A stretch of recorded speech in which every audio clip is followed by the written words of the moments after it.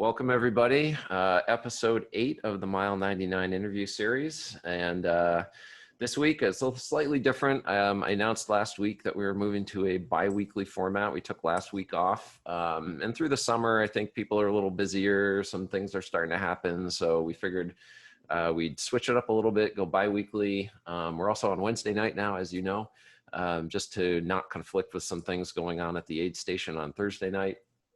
And one other thing, Paulo's on vacation this week, so we got a slightly different setup here. Joined as always by Mike Turner, and he's going to be hanging out with me and talking and hopefully corralling everybody's comments as they come in throughout the show. And as always, we'll be talking to our guest and then doing some audience Q&A at the end. So our guest tonight, Rob Myers. Welcome, Rob. He's a local Auburn ultra runner. He's been on the ultra scene for a number of years, and I've been sort of paying attention to him on Facebook over the last month or so. And before that too, we're friends on Facebook, and we see each other at races quite often, and out on the trails. And he did some pretty amazing things, I felt, in the last few weeks, and accomplished a reverse Western States race course run. And so this was, obviously the year that we aren't doing a lot of races, and we see a lot of people out there just kind of coming up with all kinds of different things that they're doing. And so I definitely wanted to get him on the show and talk about that. So welcome, Rob. Oh, thanks, Greg. Thanks for having me. Yeah, it's a pleasure. I've always enjoyed, also, I just wanted to say, like, seeing you. I remember distinctly a couple years ago at Castle Peak. It was my first attempt at Castle Peak, and I think I saw you around, mile 60-ish or something like that, yeah. Maybe. At the overload aid station? Yeah, the overload aid station, and Mike was with me. He can attest to my state at that point, and and Ellie was up there. You were not alone in that state. Yeah, and so I saw both of you coming in, and oh boy, I just was not feeling good, but it was great to just have a friendly face there at the aid station, and we can talk about some volunteering stuff that you've been doing as well. Yeah. But yeah, we've seen each other around for a few years now, and yeah, so I don't know, let's just sort of dive right into this this thing that you did recently, reverse Western States. What was the genesis of the idea for that? So I think, I don't know, something that I guess maybe kicked around for a while here and there, and if anybody who's familiar with Western States, or if you've run Western States and it comes up, people always will, the first thing it seems like people say, oh, it's all downhill, right? Lake Tahoe is where you start, you end up in Auburn. And so that's always kind of the running joke. And, oh man, well, let's see you do it the other way. So you kind of, I'm sure you guys have probably heard people make those kinds of comments, in good fun. So I think that was probably the beginning of it. Yeah, I wonder if we could do that the other direction. And I don't know, I always kind of like to look at things that way. And I don't know, I guess it probably goes back, my first introduction to Western States was sort of just whoa, this is this thing that happens that is probably seems pretty absurd to most people. Mm-hmm. And I remember, so it was a 2001 Western States, and I had moved to Sacramento a year before, and I was not a runner at all at the time. I rode mountain bikes a lot and backpacked, and I loved the outdoors. Had been pretty fascinated with the Sierras since I was a kid, and so when I moved to Sacramento, just talking to people, oh, if you like mountain biking, you need to go check out Auburn, and so Ellie and I would come up to Auburn a lot on the weekends, and she would go for a run, I'd go for a mountain bike ride, we'd eat somewhere, and that was kind of our thing. And then on a random weekend in June, we were doing that on a Sunday, and we just I remember noticing oh, there's these people around town that look really fit but just trashed. And what happened? Was there some sort of fitness natural disaster that occurred here or something? Right. All these people can hardly walk, and And so it come to find out, it was like, oh wow, this thing is Western States, and it's a 100-mile trail run, and people run from Squaw Valley to Auburn, and it was, that was like my initial introduction, and it was just like, holy cow, like people do that, and of course, why. And then I think probably I have the same reaction that a lot of us have, even as a non-runner. Like it goes pretty quickly from holy cow, people do that, to I wonder if I could do that. Yeah. Oh yeah. Well, just having that kind of curiosity in your head, and just thinking, and especially if you've been doing other athletic types of endeavors, mountain biking or swimming or whatever it is, like if you have an athletic background, like then, oh, could I transfer that over to something like this? Yeah, totally. And just that sort of that, like, I guess, like big audacious challenge kind of thing. Mm-hmm. Like I'm not a runner, but I wonder if I could be for something like that. Yeah, yeah. And I, at the time, like I totally thought running was kind of dumb. I still think that sometimes. I'm sure we all do. Yeah, and I don't. It's kind of funny because like I don't think I ever told my wife that like that thought of I wonder if that's something I could do. And but it sort of like kind of percolated, kicked around in my head for a couple of years, and then when I did start running some, and it was kind of always there, and then I did get a chance to run the race once in 2016, and I kind of joked like, well, hey, it came to fruition. I can finally get rid of my running shoes and be done with that chapter. Kind of like that was where you're thinking like at some point, like that would be like the culmination of my running career kind of thing. Yeah, no, but yes. Yeah. Yeah. And yeah, so I don't know, like some of those kind of comments come up about, oh, it's all downhill, and so there's sort of been that piece, and I mean just the aspect of like how hard it is to get into Western States and everything, and Right. The whole statesman effect is, it's pretty awesome, like the races, amazing, but at the same time, like at the end of the day, the trail's always there. Yeah. I mean, thanks to all like the maintenance and everything that everybody does, but it's there. Yeah. So now, like anybody can go do it. When you started, did you literally like run out your front door, or did you start it like, did you drive over to the track, or like what did you do? So that's a great I thought way too much about that. And I kind of, I guess I sort of I've just thought of this idea before, and then seeing Paulo's 100 miles to Auburn it just sort of kind of like, oh, hey, all these other races have canceled. I've already had a couple races that I was signed up for that were canceled, and like, this might just be the one year to do that. Sort of like the perfect opportunity, and I think for me too, with everything that's going on, I needed something different to think about and something to kind of focus on, which I'm sure we probably all it's probably why all these ridiculous runs are happening right now. And Absolutely. I say ridiculous kind of affectionately. They're exciting. Yeah. They're just, I like the idea that there's like no pressure, it really is such an amazing feeling to just have no requirements on you. There's just like, you can just design whatever you feel like doing pretty much week to week, it seems like. Yeah. I think, and I mean, like this sort of thing attracts a couple different personality aspects. Like one is, obviously like we're people like to push ourselves. Like we're all probably a little bit on a spectrum of like being type A in different ways. So we kind of need something out in front of us, and if we don't have it, like we got to find it. Right. And so so I kind of kicked around like, hey, this might be the right year. And if I decided like if I was going to do it, I wanted it to be just super, super low key. But I hadn't really said anything to anybody about it, except I just threw it out to a couple, like 3 friends or 4 friends or so that are kind of in our morning running group, and just said, hey, would anybody want to do like a part of this with me? And I was most nervous about Robinson to the start or finish. Yeah. Just because like at that point I knew I would be crashed. And Right. the high country is a long remote section if there's no aid stations at all or anything.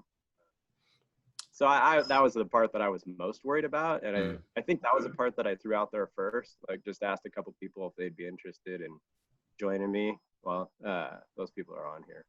Yeah. And so yeah, you had Casey, I think, and Danny and Eddie, right? Is that right? I threw it out to those guys and to my buddy West. And he's super familiar with the course, run the race twice, and Oh, okay. kind of got me into, or more like kind of ushered me into the next level of this whole ultra running thing. Okay, nice. So yeah, so like I kind of didn't really have any takers at first, and and then Casey had texted me and said, you know, I'm in. I was like, oh, cool. Which part? He said he was in for the whole thing. Yeah. I was like, oh shit, like awesome. Let's do it. Yeah. Let's do it next week. Or I think we set it for 2 weeks out. Which, and I was not at all really trained for 100. So that was kind of my joke too, like, oh, crash course in 100-mile training, you know, 2 weekend long runs and then a 3-day taper and then go. And then go for it. Yeah. So like I did some prep. I kind of wasn't really sure how much trail work had happened. I mean, I know most of those trail work days were canceled. And so I was a little worried about what kind of condition the trail was going to be in. So I think Casey and I went out there 2 weeks before and just ran, what do we do? Forest Hill to the pump and back, or to Devils and back. I can unmute. Let me unmute Casey there. Oh, there you go. Yeah, because I'm going to put him on the spot in a little bit here. Yeah. Okay. Cool.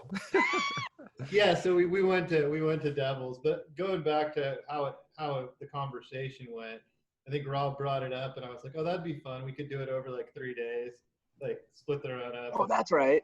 And then I think he was like, no, I was thinking 1 day, and I was like, oh, okay, maybe we can do that. Changes things up a little bit.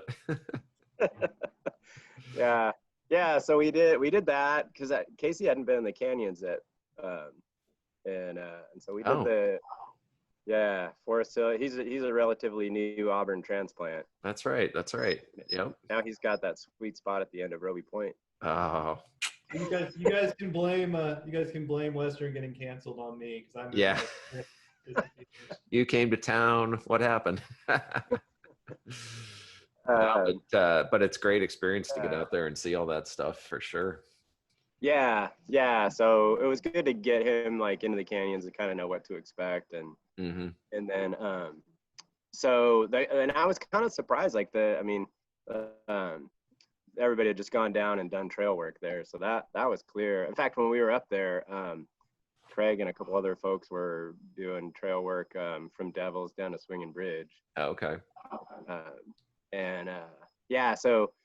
So that part we knew was clear, and then I was pretty unsure from there on out, and so the following weekend for training run number 2, I went up like on a Friday after work, and a buddy and I went up and dropped a car at Robinson and then rode bikes home back to Auburn so that I could go out and do Forest Hill to Robinson the next day. Oh, I think I saw that on Strava too. Okay. Yeah. Yeah. Which that was super fun to go up there and like ride the bike home and then go back the next morning and run out there. Yeah, totally cool. Yeah. And so so doing that, everything was pretty clear except the loop around Pucker Point. It was pretty trash. I think Mike and I did that like around that time too, coming in the other way. Oh yeah, right. I saw that. There were some blowdowns and some kind of tricky spots on like the side of a pretty steep cliff. Yeah. Which I love that section too. So yeah, like was definitely kind of debating, you know, do we do Pucker Point or do we stay on the road as the old route? Oh yeah. So that was training, and then yeah, we debated. So what do? We're gonna start at the track. We're gonna each run from our house, which was about a mile to the track, and I had that, like, I don't know. I think we had talked about. I had this thing in my head, like, shoot, what if we do the whole thing and we end up with 99 miles on the watch? I'm gonna be bummed. Yeah. Even though it's like, you know, I mean, the initial course was 89 miles or something. Mm-hmm. And, yeah, so we kicked it around and we landed on Casey picked me up at 3:30 in the morning from my house, and we drove over to the track, and the whole thing has just a kind of absurdity written all over it. So like starting 100 miles with going down to the track, hopping the fence, doing a little trespassing, like, Nice. taking a quick picture at the plaque and at the bleachers. Mm-hmm. And then Eddie and Bill and Danny met us down there. And then we did our half lap around the track, and then hopped the other fence to get out. I don't know. We didn't hop it super quickly.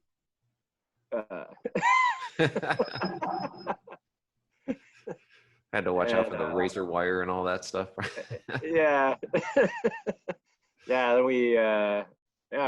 Danny had loaned us a spot tracker. Okay. Which was awesome to have. Mm-hmm. And we had this running joke that it also had an audio feature, and that like Danny was gonna record all these hours of us Yeah. as a podcast. Oh, that would have been awesome. Yeah, so it was rad. Like, I don't know, it was probably like close to 4 a.m. by the time we actually left the high school. Mm-hmm. And headed out on the course. I think probably one of my favorite pictures was the one that Danny took down at No Hands of us going across the bridge, like just with headlamps. Oh yeah. Which was super cool. Like, that's kind of our morning running group thing anyway. That's right. Yeah. I mean, you guys, just to take a quick diversion, like, you guys have a pretty serious group getting up at 4:40. Well, you start at 4:45, so obviously you're getting up earlier than that. And you got a pretty solid group there every day, pretty much every day of the week, is it not? Yeah, pretty close. I'm the lazy one because everybody else gets up earlier, and like we usually 9 times out of 10 run from my house. So you get to sleep in maybe a little bit. Yeah. And that's like, all of that is out of necessity in terms of timing and people's schedules and all that sort of thing. Yeah. We I kind of joined the existing group, like, which is a funny story in itself. Back in 2013, Mm-hmm. there was a small group of guys here. Our buddy West and our other friend Kevin were kind of the initiators of the 5 a.m. trail run here, and then a couple other guys that would join them pretty regularly, and that was always like 5 a.m. on Tuesdays and Fridays, and it was just it was out of necessity. It was like, well, you got kids and a job, and you know, like this whole thing can become, I guess everybody knows, like super time consuming, and you know, so just kind of finding a way to fit it in. Yeah.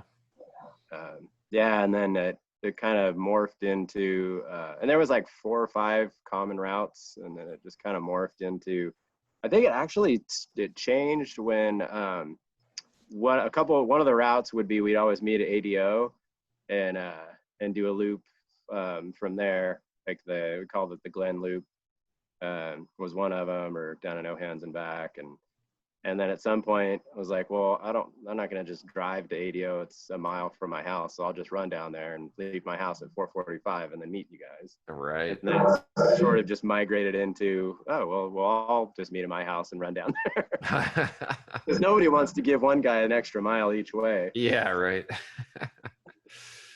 4:45. I mean, I got to give it to you. Like, so that means, I mean, you're even in the summer, you're running in the dark a lot.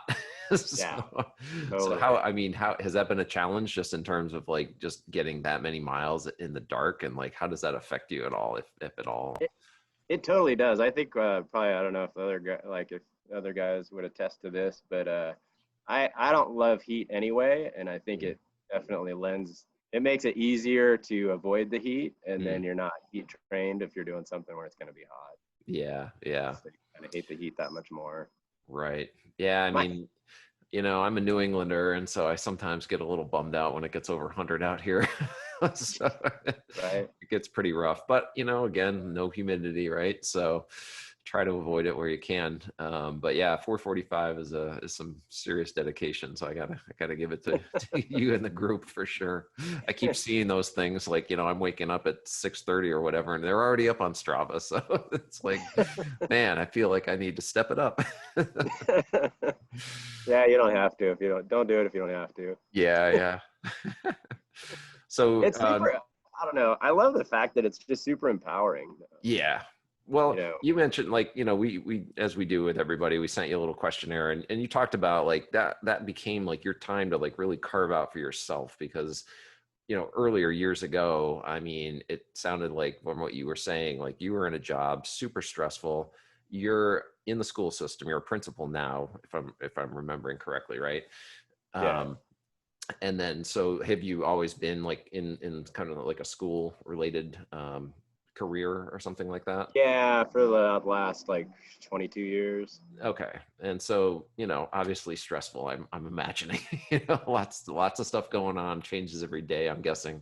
And it sounded like, yeah, you were kind of like going down this path where you saw, things aren't going quite the way I want them to. And this sort of spurred you into getting into this whole endurance sports and running eventually. And so how did that transformation kind of happen? Yeah, it like I've always been the outdoors has kind of always been my place to go, for like just kind of getting that peace of mind and processing things and leaving it all out on the trail. And it had been mountain bikes before or backpacking and stuff. And I had done some running once I kind of got over how lame it was. As we all do, right? Yeah, I used to go out and run with Ellie sometimes and do like 3 or 4 miles and be like, I don't know why. Yeah, yeah. Yeah, but I hit a point like we did a marathon, the Big Sur marathon together, and then I hit a couple 50Ks and then yeah, I think for me a lot of it was when I transitioned from teaching into my first school principal job. Hmm. It was crazy hectic, and my kids were really young at that time, and I just started becoming like really. I mean, I don't want to those are all pieces of life that are super rewarding, Mm-hmm. parenting and education and stuff. But at the Sure. same time, like they can be overwhelming, and you end up feeling like I'm totally captive by my obligations and responsibilities, and like where I have to be and who I have to attend to, and I never attend to me. Mm-hmm. And yeah, and so like I hit a point where, I mean, it wasn't like crazy like I was off the rails, but it was just like I was like getting less fit, more stressed, less sleep, eating poorly, Mm-hmm. and feeling it. And then every once in a while, I would get out on the bike and just be like, oh, what's even the point? Because I'm gonna suffer, and then I'm not gonna do it even soon enough again to get any benefit. Right. So like no consistency at that point. Yeah, totally. And I was over 40 or around, I guess I was right about 40, 41 or something. And my like family history, my mom had she had a major heart attack at 51 Mm. that almost killed her. And so like all these factors, I was like, oh, this is not going in a good direction. And it's kind of in a lot of ways, like it's a pretty simple change. Like I just need to reclaim a chunk, Yeah. and with, you can't change your work schedule necessarily completely and still want to be a parent and still want to like go to soccer games and little league and stuff. So Right. chunk is at 4:45 in the morning. Yeah. I mean, so does that impact your sleep though? Like, are you still able to get enough sleep for recovery and that sort of thing, even with the early schedule? Yeah, to some extent. I mean, it's always, it's a zero-sum game, so there's always Mm-hmm. a competition there. Yeah. But it works out, and yeah. So I think it was about we started running in 2010, and then it was kind of like a 2-year thing, maybe 11 and 12, where I was kind of sinking there. And so I really feel like the last 8 years, I've been pretty adamant. Like I don't let go of that time. Yeah. Like that's a non-negotiable. Right. Well, I mean, It does so many. I was just going to say, I mean, it's a lot like, you know, we can always come back to the kind of cliche, but it's true. Like in, you know, in an airplane, like put your mask on first, you know, and then you have the ability to help other people. So it seems a lot like, you know, we all need to do that. We need to think of ourselves, especially if we're in that caregiver situation or, you know, parenting situation or whatever it is.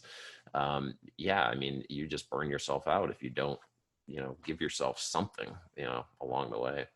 Absolutely. Like, and I mean, especially, I don't know. And well, my buddy DJ's on here too. He's a school admin also. Like you, like you said, the caregiver role or in that position, like everybody else has these burdens that they're carrying, and you're the place where they come to unload it. And you don't unload it anywhere. Yeah. And, you know, so you have to have someplace, you have to have something. Right. So yeah, I mean, go ahead. Oh, and like that was the year that I kind of decided like I need to reclaim this, and that was when Strava came. I don't know, my introduction to Strava, to being able to track those kinds of things. And so my first year on it was I would call it like my be better for myself and others goal, and so my first goal was to make my combined running and riding time match my commute time for the year. So, not necessarily a mileage. I kind of wanted to hit 1,000 miles, but the goal was like 200 hours of combined time for the year. Wow. That's good then too. Like, so you have something concrete that you can measure against, and as opposed to something sort of nebulous, like, oh, I just want to ride every day or I want to run every day. It's like you had something like much more concrete that's measurable. As an engineer, that appeals to me, you know. So. Yeah, we kind of joke like everybody we know in running, it seems like our educators are engineers. Yeah. It's interesting. Yeah, I mean, well, there's a certain methodical process, I guess, that some of these things need, you know, prepping for races and training blocks and all those different types of things. And it is interesting, though, to see like people from all walks of life and how they approach these things, and, you know, how some people are super organized, like my co-host. Other people can be semi not organized, like myself.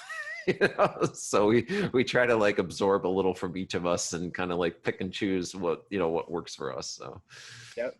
Yeah. Well, and you got like, that's it, like what works for you. Like you got to keep coming back, like, why am I doing this and what works for me? And and those of us, like, you know, when we are like pretty driven, I guess, you know, and we get into it for one reason, and then it gets easy to like morph that into something, you know, that's maybe not the same as why we got into it. Sometimes that's good and sometimes it's not.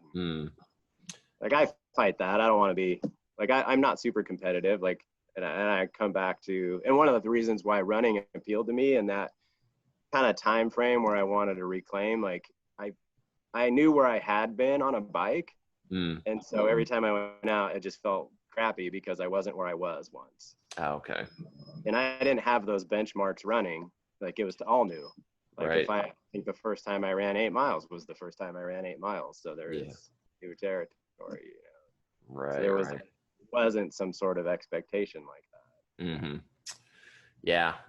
I mean, it's just, it's really interesting how it does evolve over time.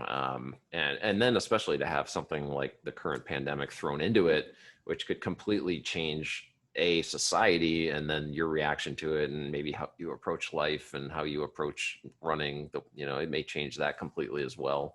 You know, who knows what next year's going to bring? We don't really know yet. So, you know, virtual races may become like a more common thing even after the pandemic. Who knows? Maybe FKTs or other things. We just don't know. So yeah, there's a lot of interesting changes kind of coming along. Yeah. So just to finish up with the story about the reverse Western states, we definitely, like, I think before we actually went live, you and Mike and I were talking, and he and I had gone out to close to Robinson Flat, Sailor Flat Trail, which is a pretty nice trail out there.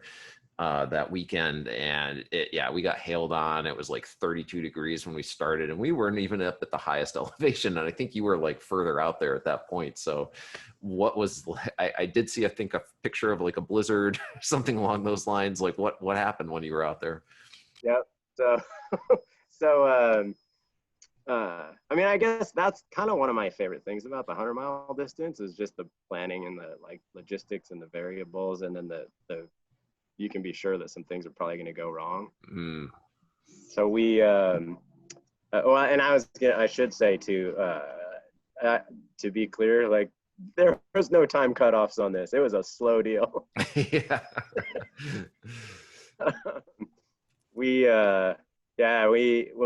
So Casey and I, Casey, what time did we get to Robinson? At like about 4:45 in the morning or something Saturday?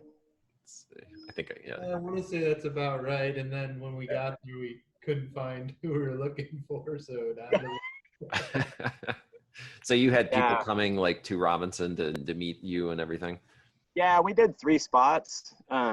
We did the river crossing, and our friend Glenn and Alex came down there. And I hadn't done like any recon to see what the river was looking like. So they met us down there with an inflatable kayak just in case. Oh, nice. Yeah, my wife Ellie came down there with them, and then she ran. And it was super cool with no cutoffs. You want to about the river crossing and how that worked out?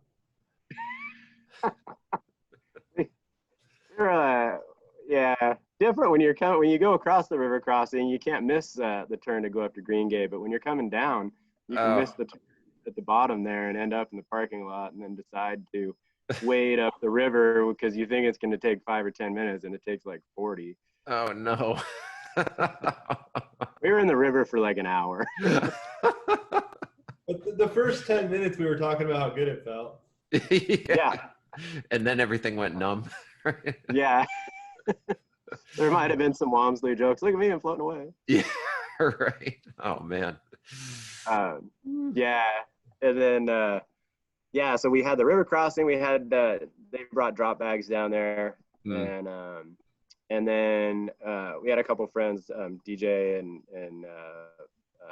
Casey's fiance Melissa, and our friends Kevin and Amber and Jack all came out to Forest Hill, and so we ended up, like, again, no cutoffs was great because we kicked back at Forest Hill for, I don't know, 45 minutes or something. Oh, okay.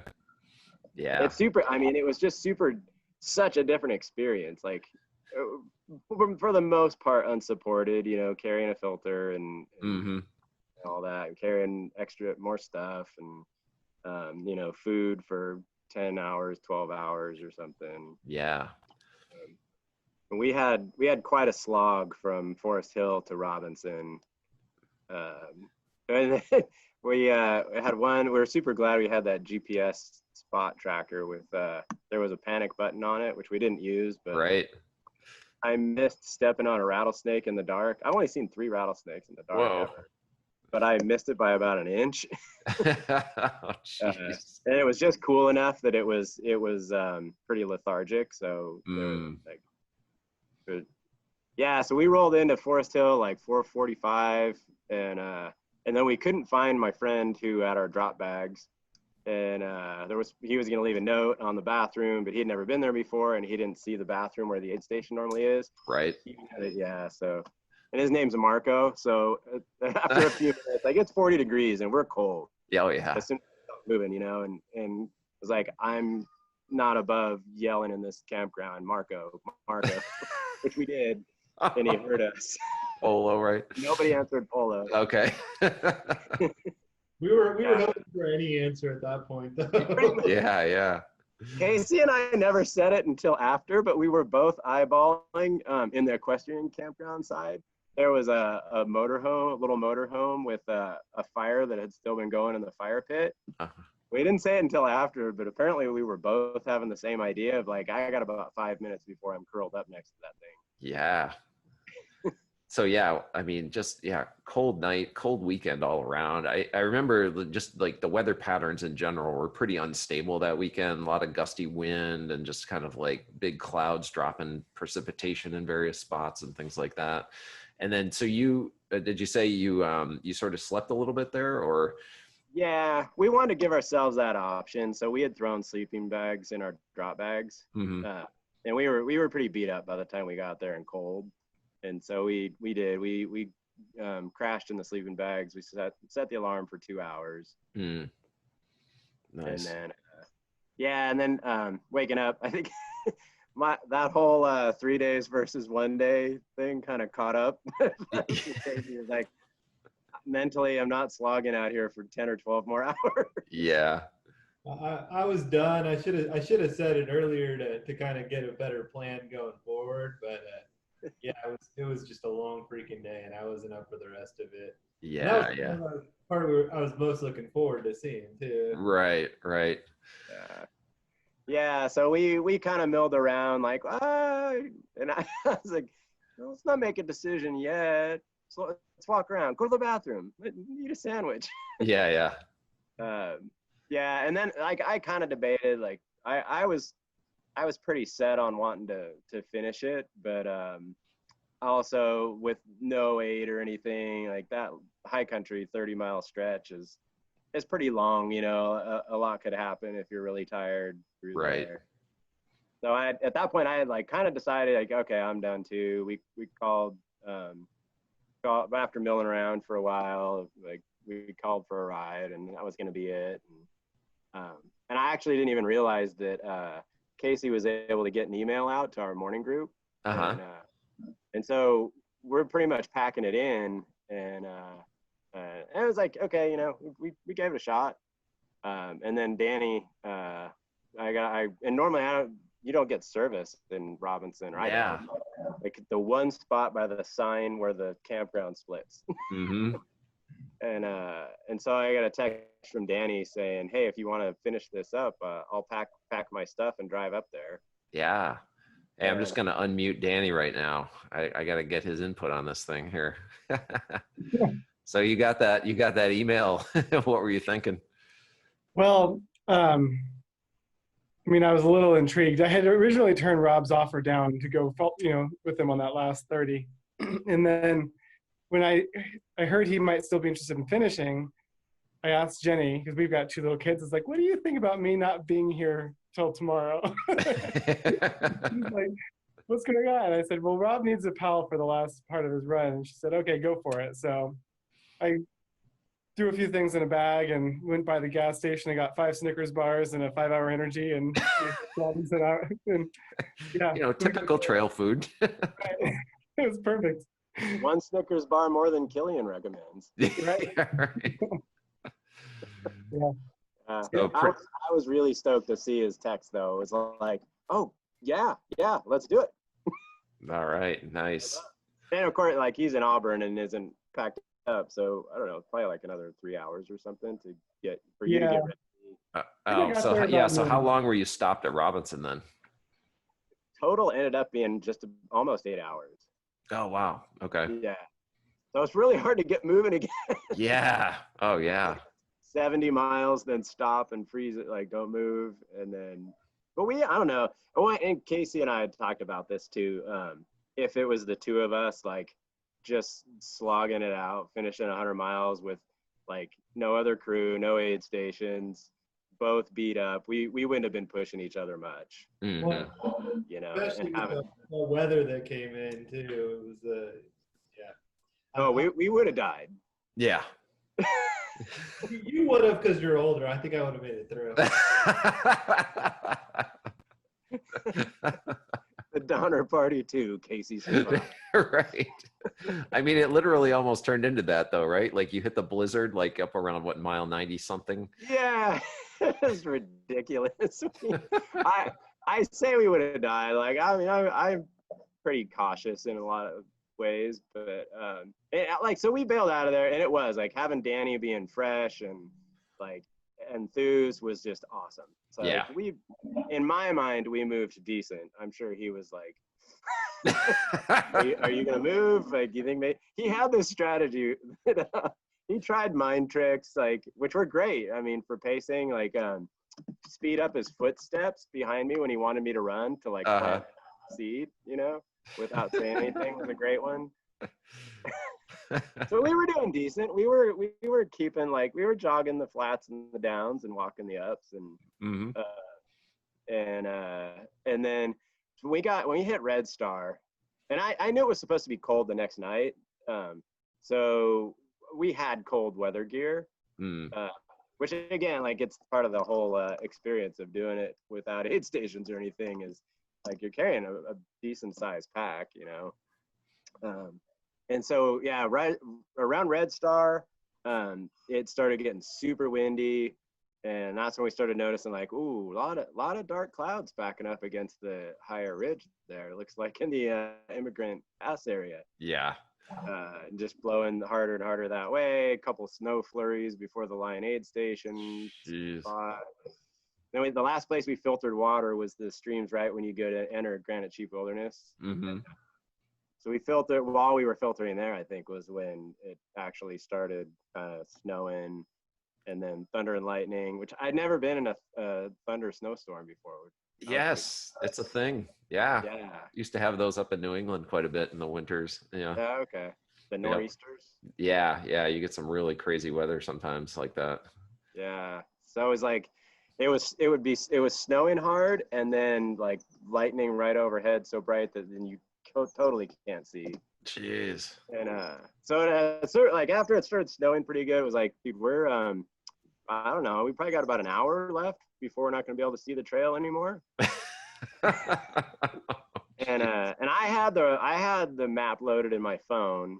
Just I mean, like I was pretty sure of the route, but I hadn't planned for not being able to see the trail. Yeah. And then you know when it's snowing and you're trying to use a touch screen on the phone, it becomes useless.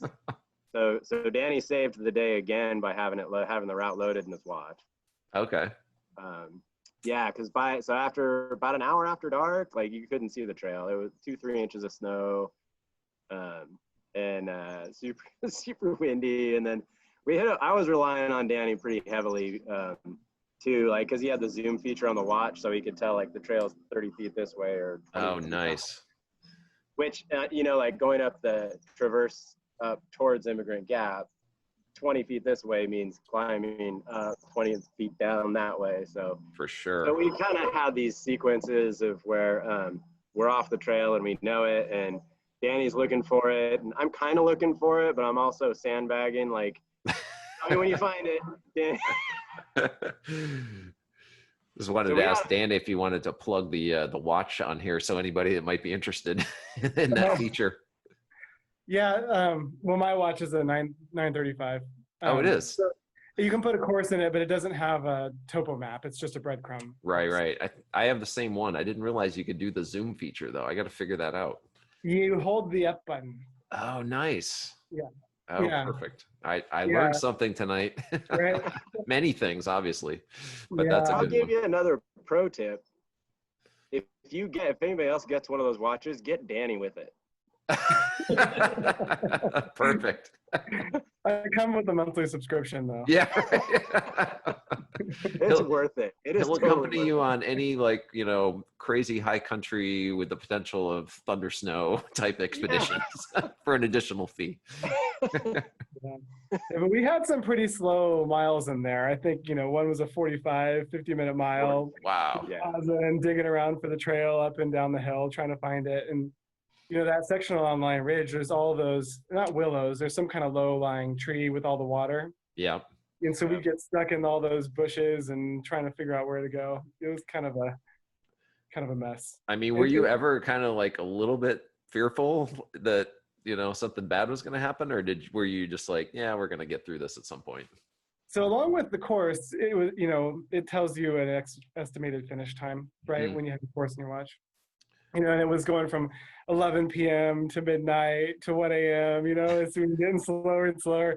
So I started getting a little concerned that we wouldn't get there in time before Ellie and family who were meeting us in Squaw to get very concerned about our safety. So yeah, we were going pretty slow and it was getting cold. And fortunately the lightning started to die off before we got towards the pass because I was a little nervous about that. But yeah, I mean, we had some pretty strong, probably 50-mile-an-hour winds, along the way. lost in the blizzard of it. It was an interesting night. Yeah. Wow.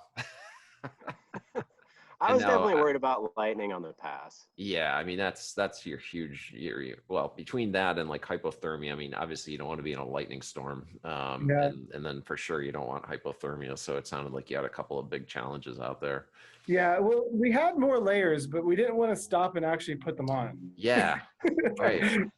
Yeah, I mean, the second you stop, you start losing body heat, and Yeah. yeah, it's a real Yeah. problem out there. So I mean, what do you think the estimated temperature was up at that point? Mm. It was probably in the teens with the wind chill. Yeah. Yeah, at least. Okay. I had never, because I had my headlamp set on low most of the time, trying to conserve battery. Mhm. And then when we got up to when we kept looking for the trail, I was trying to change the setting, and it was completely iced up. I couldn't change the setting on it. Man. It was, and then when you come out of the trees, like right by the pass, the last 3/4 of a mile, it was just winter. It was just ripping wind, and it had stopped snowing, Hmm. but yeah. Still super challenging. Well, hats off to the accomplishment. That's I think something that everybody can appreciate the difficulty of on this call. We don't get to experience those conditions a lot out here, I don't feel. And I don't think a lot of people have even been in anything like that. So yeah, I'm sure that was a unique challenge. It was. I was pretty glad to have poles. Yeah. That was super helpful. Yeah. I mean, like I said, Mike and I were out just below Robinson Flat that morning. We're kind of grumbling, it's like 32 degrees, or getting spit on like a little bit of snow, hail, stuff like that. And thinking about what you were going through at night, especially at night too, like even worse, like couple that stuff with the nighttime, it makes it even more difficult and dangerous, right? So yeah, that's a It was superb kind of funny. testament. I kept kind of joking, like it's not just the reverse Western States, it's a truly opposite Western States. Mm-hmm. Like you No finish heat. Western States on a hot day. You don't Yeah. finish it in a blizzard at the other end. Right. You really dialed it in for that one. Yeah, so Got the couldn't have been better. full experience. That's great. Yeah. Oh man. Yeah. So I mean, we've got so many questions. I know Mike's got a few from the audience too. I haven't even covered like half the stuff I wanted to talk about yet, but this has been like an incredibly intriguing experience to relive with you too. So do you want to just go with some audience questions now, Mike, and see how we get with those? Yeah, we had a couple here on Facebook Live. Actually, Ray Sanchez is listening in, and All right. we interviewed him. Was it last week? 2 weeks ago when we did the last episode. Yeah. He wants to know: are you going to do it again? Are you going to try that traverse again? Are you going to try that again? That course going backwards again? I don't know. It's kind of like any 100 where immediately after you say, I'm never going to do this again. And then a week later you go, I could have shaved a lot of time off. Oh, yeah. If it hadn't been for the thunder and lightning. Compared to some of the races that Ray's done. So also Corey here is on. Corey is on here and had a question about bunking up. Are you there, Corey? Yeah, I'm here. I Go. just had a question about bunking with Casey Parks. How did that go? I had heard a lot about Casey and things that he might do intense, so I was just curious on really how that went. I felt reasonably safe the whole time. I think we have to unmute Casey to defend himself here. Yeah, why are you asking about bunking with me? Bunking with Rob. I mean, why do you think I quit? The trash talk is going. I don't think we've ever had like a one of these where like multiple people that have done a run together recently have been on. So that's where we can get it all out in the open. That's good. It was good spending 25 hours out there, as good as it could be, playing fun games like tick or no tick whenever everything was on your leg, or Yeah. what were some of the other ones, Rob? We played stick or snake. But it ended up being Sticks lizard. were way ahead until the Lizard rattlesnake. time, yeah. Yeah. Yeah. It actually was super fun. Like hanging out for 25 hours on the trail, like just kind of recircling back to the same topics every 4 hours. Wait, I've heard this one Yeah. before. I told Danny the same story on Saturday that I did on Friday morning, not realizing it. And then we have a debate of, did I tell him the same story twice on the same run? Because for me, it's a no. Yeah. We got a question here from Jessica. She is one of our favorite fans. She doesn't miss all these great interviews. What's up, Jessica? Hey, I was just wondering which way's harder, or which experience was harder? I'd say when I ran the race, I'm not a great heat guy at all. So I had a really hard time from Robinson pretty much to like Bath Road. Yeah. Yeah, so the heat beat me up really bad when I ran it. And then I kind of came back to life once the sun went down. I think I don't know, it's a hard question to answer because they're just super different from each other. Right, because like one has cutoffs and support, the other one doesn't have cutoffs, but there's no support or trail sometimes. Yeah. So. Yeah, I think I don't know, and I love both. I mean, the race is just, I think it's so iconic and historical, and there's so much to it that you feel like such a privilege to be able to run it. And I don't know, the reverse, mostly unsupported. I can't say unsupported, but it's just such a different, like, kind of, I don't know, in a way, like austere and low key experience. Like the finish, when we finished, it's like I had gotten a signal right before the pass and was pretty worried about what my wife was going to be thinking. Like, we didn't know if it was storming down in Olympic Village or not. And so they waited probably, I don't know, a couple hours at Olympic Village. Not sure when we were going to come in. But just that finish of like, you run down from Squaw and my wife and the kids are there and waving cell phones and lights and cool, like take a quick picture, get in the car and drive back to Auburn. Nice. Right.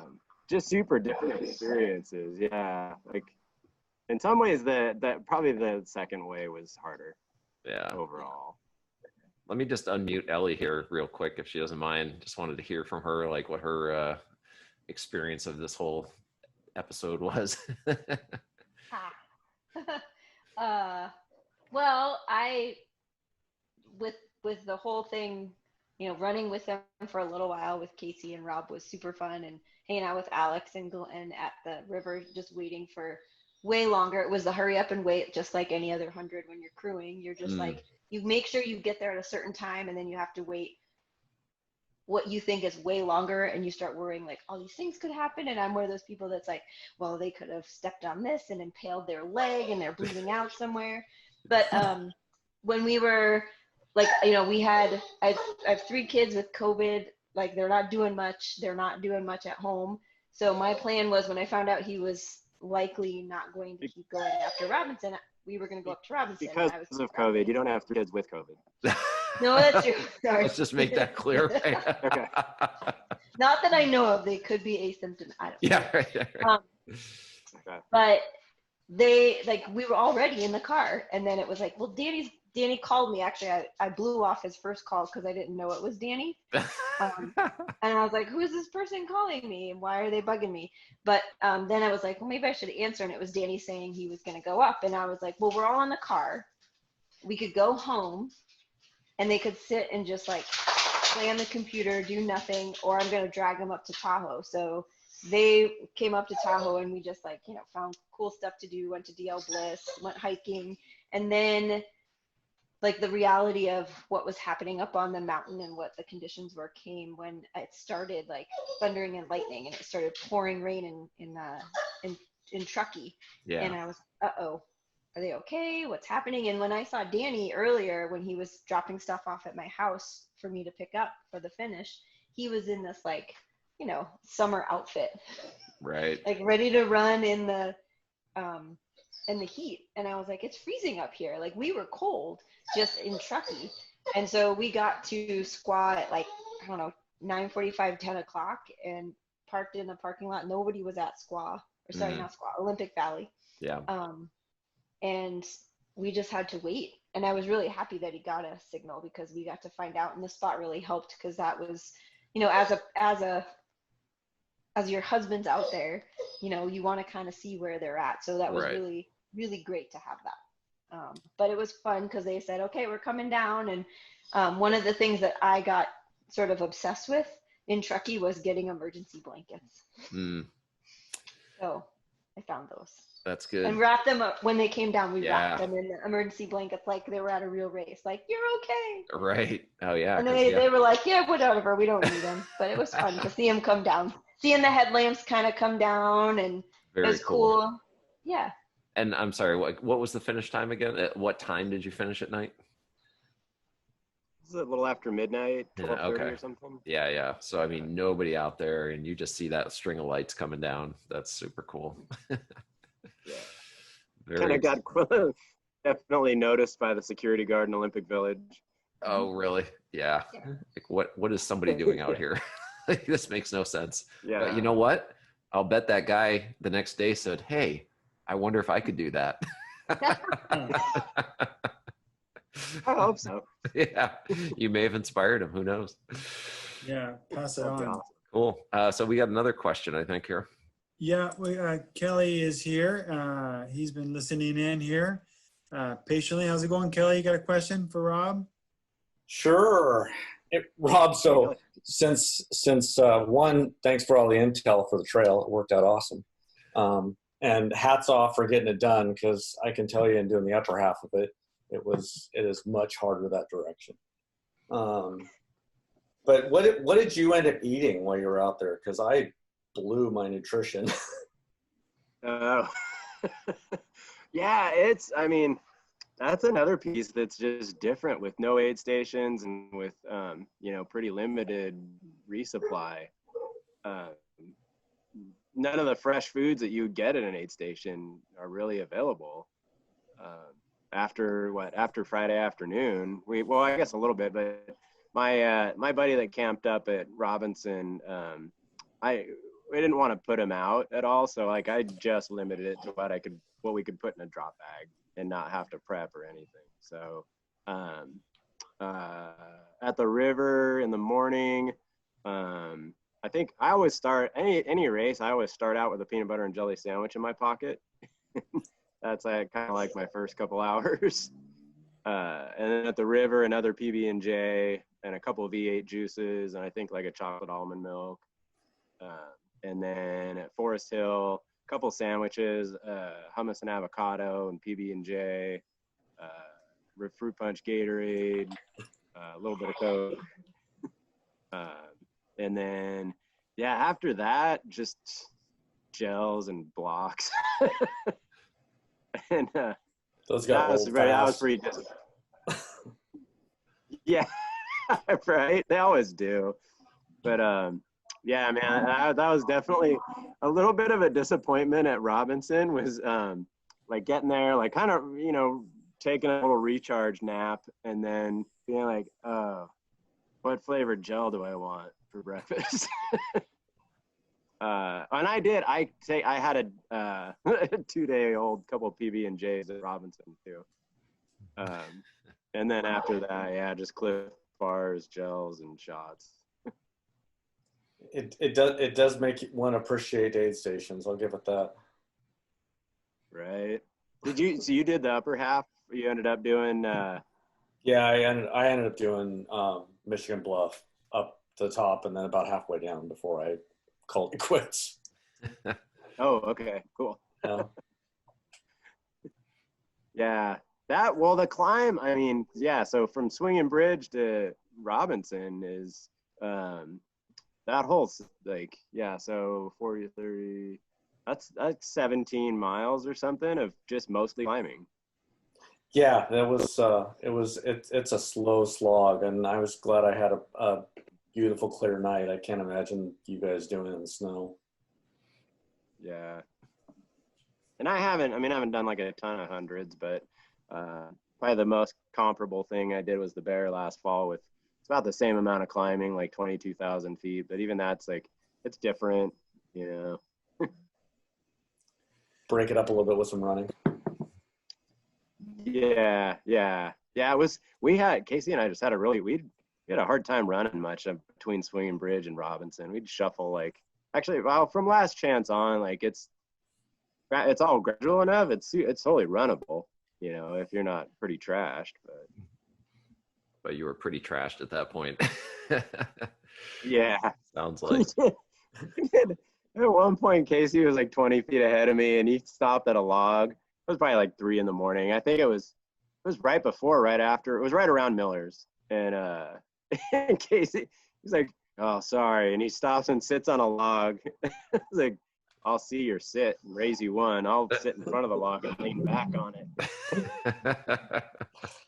And at that point, it was probably good that it was cold because he says I snore. He says he heard me snore. I don't think I snored, but it was cold enough that within like 5 minutes, you're starting to get the chills. So Oh yeah.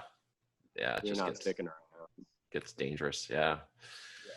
Wow, great questions. I think we've got a bunch from the audience here. So I think it's probably time to wrap up. We've been talking for about an hour, which is our usual target time. I always write up so many questions though before, and so I haven't even gotten to like half of them, and a lot of them I am interested in finding out more about. So as we say, like we always like to think about having people back.